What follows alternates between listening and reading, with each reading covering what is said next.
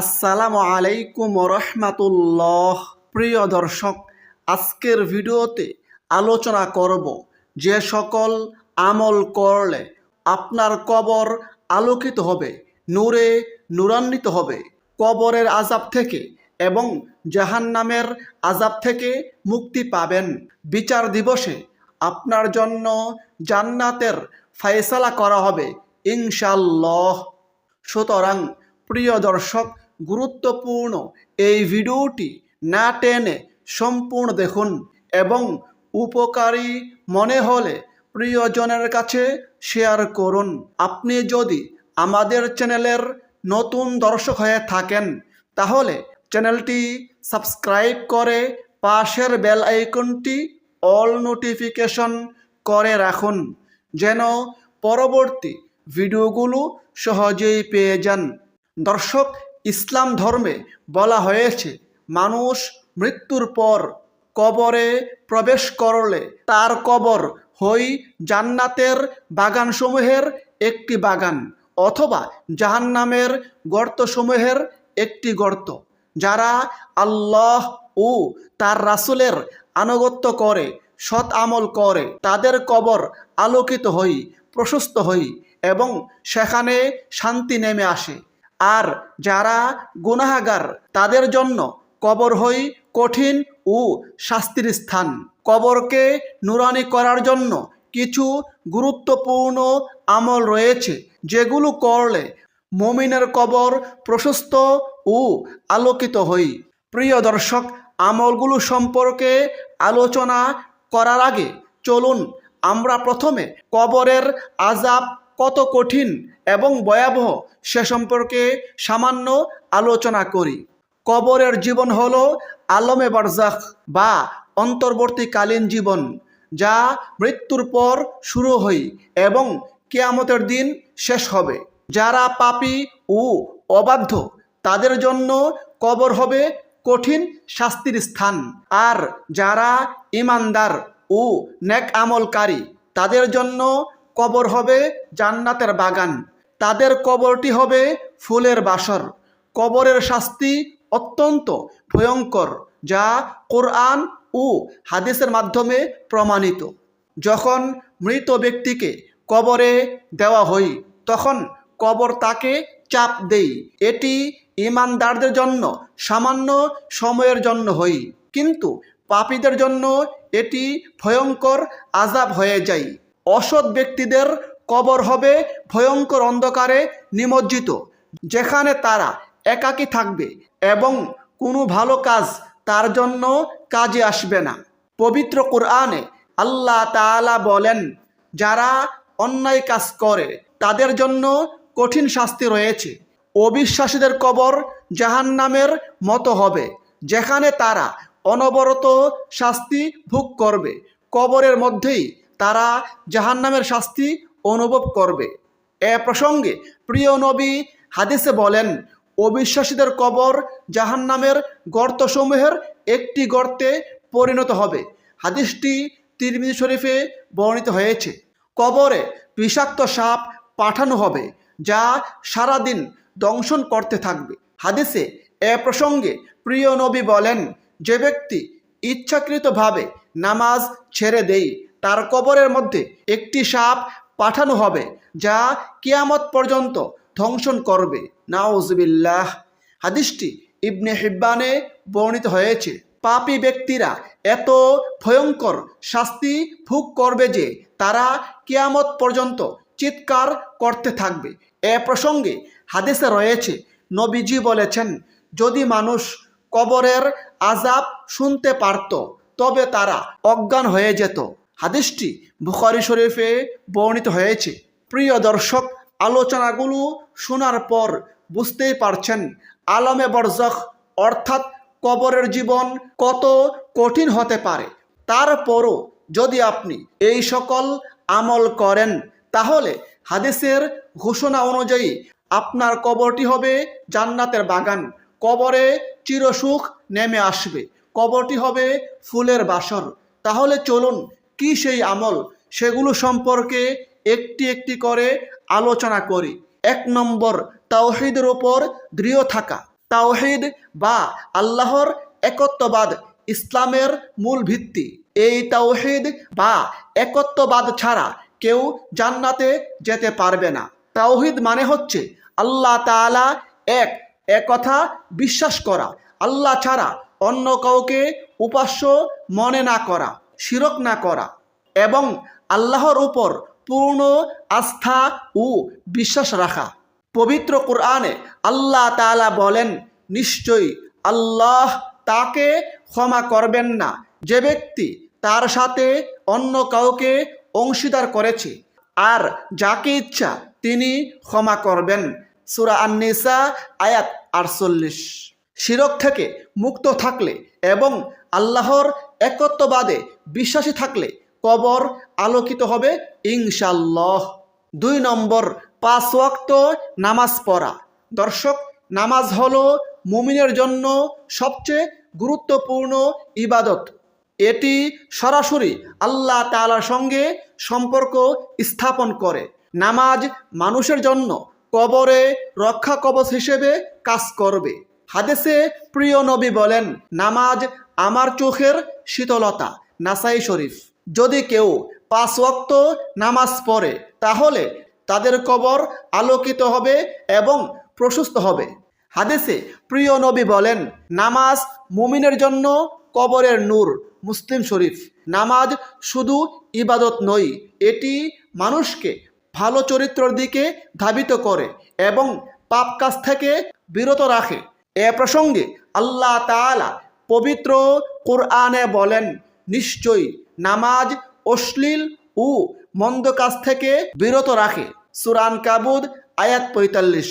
হাদিসে রয়েছে, নবীজি বলেছেন, যে ব্যক্তি নিয়মিত 5 ওয়াক্ত নামাজ আদায় করবে, কিয়ামতের দিন তার জন্য নামাজ নূর, দলিল এবং মুক্তির মাধ্যম হবে।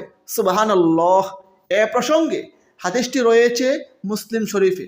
প্রিয় নবী অপর হাদিসে বলেন, যদি কোনো ব্যক্তি দৈনিক 5 ওয়াক্ত নামাজ আদায় করে তাহলে বিনিময়ে তার গুনাহসমূহ ঝরে যায়। সুবহানাল্লাহ। প্রিয় দর্শক, যে সকল আমল করলে কবর আলোকিত হবে, কবরে নূর চমকাবে, সেই সকল আমলের মধ্যে 3 নম্বর আমল হচ্ছে কোরআন তেলাওয়াত করা। বিশেষ করে সূরা মুলক অর্থাৎ পবিত্র কোরআনের 67তম সূরা প্রতিদিন রাতের বেলায় পড়লে কবরে শাস্তি হবে না এবং সূরা ইয়াসিন পড়লে মৃত্যু সহজ হবে এবং কবরের নূর বৃদ্ধি পাবে। সুবহানাল্লাহ। তাছাড়া পবিত্র কোরআনের প্রত্যেকটি হরফের বিনিময়ে আমল নামাই 10টি করে নেকি যুক্ত হবে। সুবহানাল্লাহ। 4 নম্বর, নিয়মিত ইস্তেগফার ও তাওবা করা। আমরা প্রতিদিনই জানা অজানা অসংখ্য গুনাহ করে থাকি, তাই নিয়মিত ইস্তেগফার ও তাওবা করলে আল্লাহ তাআলা আমাদের গুনাহ মাফ করে দিবেন। এ প্রসঙ্গে আল্লাহ তাআলা নিজেই পবিত্র কোরআনে ওয়াদা করে বলেছেন, আর যে ব্যক্তি মন্দ কাজ করবে কিংবা নিজের প্রতি জুলুম করবে, তারপর আল্লাহর কাছে ইস্তেগফার করবে, ক্ষমা চাইবে, সে ব্যক্তি আল্লাহকে পাবে ক্ষমাশীল ও পরম দয়ালু। সুবহানাল্লাহ। 5 নম্বর, রাসূলের সুন্নাহ মেনে চলা। দর্শক, রাসূলে কারীম সাল্লাল্লাহু আলাইহি সাল্লাম আমাদের জন্য সর্বোত্তম আদর্শ। তার প্রতিটি কাজ অনুসরণ করা কবরের শান্তির অন্যতম কারণ হবে। দুনিয়াতে রাসূলের সুন্নাহ মোতাবেক চললে মৃত্যু ও কবরের আযাব সহজ হবে, কবরের নূর বৃদ্ধি পাবে। এ প্রসঙ্গে প্রিয় নবী বলেছেন, যে ব্যক্তি আমার সুন্নাহকে অনুসরণ করবে সে ব্যক্তি জান্নাতে আমার সঙ্গী হবে। সুবহানাল্লাহ। এ প্রসঙ্গে হাদিসটি রয়েছে তিরমিজি শরীফে। 6 নম্বর, দান সদকা করা বা সদকায়ে জারিয়ার আমল করা। সদকায়ে জারিয়া এমন দান যা মৃত্যুর পরও মানুষ উপকৃত হয় এবং দানকারী সওয়াব পায়। সদকায়ে জারিয়া যেমন মসজিদ নির্মাণ করা, কূপ বা টিউবওয়েল খনন করা, এতিম ও গরিবদের জন্য স্কুল বা হাসপাতাল নির্মাণ করা, ইসলামিক জ্ঞান বিতরণ করা। হাদিসে রয়েছে, নবীজি বলেছেন, মানুষ যখন মারা যায় তখন তার সকল আমল বন্ধ হয়ে যায়, তবে 3টি আমল চলতে থাকে। 1 নম্বর সদকায়ে জারিয়া, 2 নম্বর এমন জ্ঞান যা মানুষের উপকারে আসে, 3 নম্বর এমন নেককার সন্তান যে তার জন্য দোয়া করে। হাদিসটি রয়েছে মুসলিম শরীফে। দর্শক, যে সকল আমলের মাধ্যমে কবরে নূর চমকাবে, কবর আলোকিত হবে, সেগুলোর মধ্যে 7 নম্বর আমল হচ্ছে ভালো চরিত্র এবং নৈতিকতা বজায় রাখা। ভালো চরিত্র কবরকে আলোকিত করার অন্যতম কারণ হবে। মিথ্যা না বলা, মানুষের প্রতি সদয় হওয়া, আত্মীয় স্বজনের সাথে ভালো ব্যবহার করা, সৎ কাজের আদেশ দেওয়া ও মন্দ কাজ থেকে বারণ করা, এগুলো হচ্ছে উত্তম চরিত্রের অন্যতম গুণ। হাদিসে রয়েছে, নবীজি বলেছেন, তোমাদের মধ্যে উত্তম সেই ব্যক্তি যার চরিত্র উত্তম। 8 নম্বর দোয়া দুরুদ ও জিকির আজকারের আমল করা। যে ব্যক্তি নিয়মিত জিকির আজকার, দোয়া দুরুদের আমল করবে, তার কবর আলোকিত হবে এবং আল্লাহ তাআলা তার ওপর রহমত বর্ষণ করবেন। সেক্ষেত্রে কোরআন এবং হাদিসে অসংখ্য দোয়া দুরুদ জিকির আজকারের আমল রয়েছে। সেগুলো থেকে আপনি যে কোনো দোয়া দুরুদ জিকির আজকারের আমল করতে পারেন এবং এই আমলগুলোর বিনিময়ে আমলের পাল্লা ভারী হবে, মিজানের পাল্লা ভারী হবে, ফলে আপনার কবর আলোকিত হবে এবং কিয়ামত দিবসের পরে হাসতে হাসতে জান্নাতে প্রবেশ করবেন ইনশাআল্লাহ। এই ভিডিওতে কয়েকটি গুরুত্বপূর্ণ জিকির সম্পর্কে জানিয়ে দিচ্ছি, যেমন সুবহানাল্লাহ, আলহামদুলিল্লাহ, আল্লাহু আকবার, লা ইলাহা ইল্লাল্লাহ, লা হাওলা ওয়ালা কুওয়াতা ইল্লা বিল্লাহ এবং সুবহানাল্লাহি ওয়া বিহামদিহি। এছাড়াও আরও অসংখ্য জিকিরের আমল রয়েছে এবং প্রত্যেকটি আমলের অসংখ্য পরিমাণে ফজিলতের কথা হাদিসে বর্ণিত হয়েছে। 9 নম্বর আয়াতুল কুরসির আমল করা বা আয়াতুল কুরসি তেলাওয়াত করা। দর্শক, আয়াতুল কুরসি পবিত্র কোরআনের সর্বশ্রেষ্ঠ আয়াতগুলোর মধ্যে অন্যতম। আয়াতুল কুরসির ফজিলত প্রসঙ্গে হাদিসে রয়েছে, হযরত উবাই বিন কাব রাদিয়াল্লাহু আনহু বলেন, একবার নবীজি আমাকে জিজ্ঞাসা করেছিলেন, তোমার দৃষ্টিতে কোরআন মাজিদের কোন আয়াতটি সর্বশ্রেষ্ঠ? তখন আমি বলেছিলাম, আল্লাহু লা ইলাহা ইল্লা হুয়াল হাইয়ুল কাইয়ুম, অর্থাৎ আয়াতুল কুরসি। জবাবে নবীজি বলেছিলেন, হে আবুল মুনজির, তোমার এই জ্ঞানের জন্য তোমাকে মুবারকবাদ।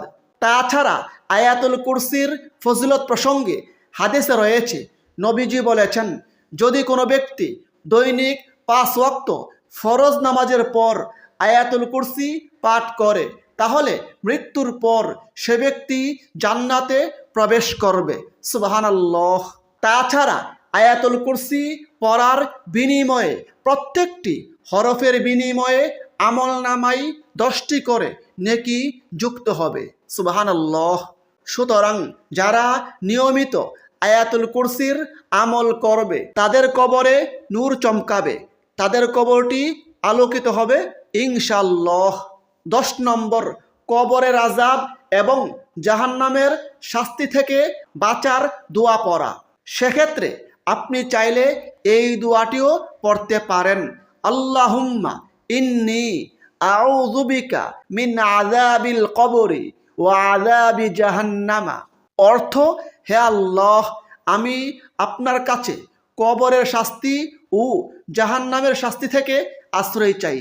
যদি কোনো ব্যক্তি প্রতিদিন এইভাবে আল্লাহ তাআলার কাছে কবরের আযাব থেকে এবং জাহান্নামের আযাব থেকে আশ্রয় চাই, তাহলে আল্লাহ তাআলা তাকে কবরের আযাব থেকে মুক্তি দিবেন এবং তার কবরটি জান্নাতের বাগানে পরিণত হবে, তার কবরে নূর চমকাবে এবং কবরটি আলোকিত হয়ে যাবে ইনশাআল্লাহ। দর্শক, এই ছিল গুরুত্বপূর্ণ ফজিলতপূর্ণ 10টি আমল। এছাড়াও আরও অসংখ্য আমল রয়েছে, যেই আমলগুলো করলে কবরে নূর চমকাবে, কবর আলোকিত হবে, কবরে জান্নাতের নাজ নেয়ামত ভোগ করবেন। মহান আল্লাহ তাআলা আমাদের সকলকে আমলগুলো করার তৌফিক দান করুন। আমিন। আসসালামু আলাইকুম ওয়া রাহমাতুল্লাহ।